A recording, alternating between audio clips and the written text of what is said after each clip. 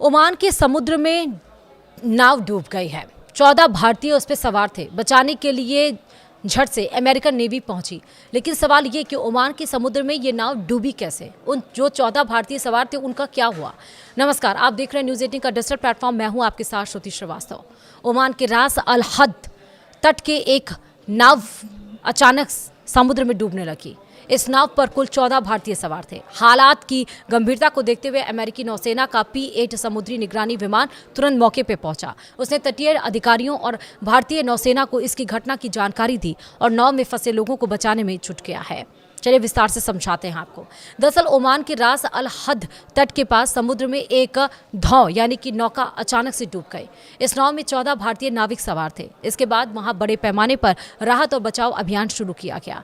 अमेरिकी नौसेना ने इस आपात स्थिति की जानकारी तटीय अधिकारियों और भारतीय नौसेना को दी, जिसके बाद सभी एजेंसियां अलर्ट मोड पर आ गईं और सभी भारतीय नाविकों को सुरक्षित रूप से बचा लिया गया।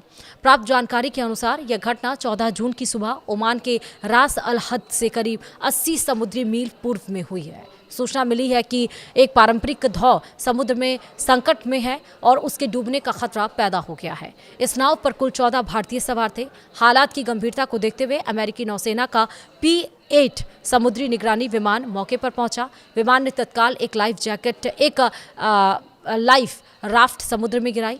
अमेरिकी नौसेना ने अपनी निगरानी के दरमियान देखा कि नाव पर मौजूद लोग सुरक्षित रूप से लाइफ राफ्ट में सवार हो गए। इसके बाद आसपास मौजूद जहाज़ों से भी मदद मांगी गई। अमेरिकी नौसेना के P-8 विमान ने सेंट किट्स एंड नेविस ध्वज वाले व्यापारी जहाज MV जबल अली 9 को राहत कार्य में शामिल होने का अनुरोध किया। यह जहाज उस समय सोहर से मुंबई की ओर जा रहा था।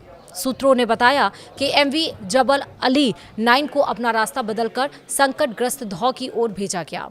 जहाज फिलहाल घटना स्थल के आसपास मौजूद है और बचाव अभियान में सहयोग कर रहा है। इस घटना की जानकारी मिलते ही भारतीय नौसेना को भी अलर्ट कर दिया गया। भारतीय अधिकारी भी हालात पर लगातार नजर रखे हुए हैं और नाव पर सवार सभी भारतीयों की सुरक्षा सुनिश्चित करने के प्रयास किए गए। ओमान स्थित भारतीय दूतावास ने बताया कि इस नौका के इंजन में खराबी आ गई थी, जिसके बाद से चालक दल के सदस्य सुरक्षित रूप से इस लाइफ राफ्ट यानी कि जिसको जीवन रक्षक नौका कहते हैं में ट्रांसफर हो गए। और उसके बाद से यहाँ पर बताया जा रहा है कि वही 14 के 14 जो भारतीय लोग सवार थे वो फिलहाल सुरक्षित है।